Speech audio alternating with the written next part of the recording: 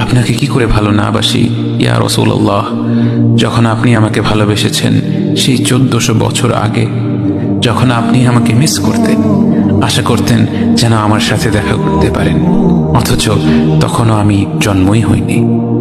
সেদিন সাহাবীরা আপনার চোখে পানি দেখে বলল, ইয়া রাসূলুল্লাহ, আপনি কাঁদছেন কেন?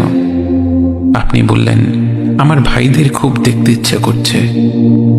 সাহাবীরা বললেন, আমরা কি আপনার ভাই নই ইয়া রাসূলুল্লাহ?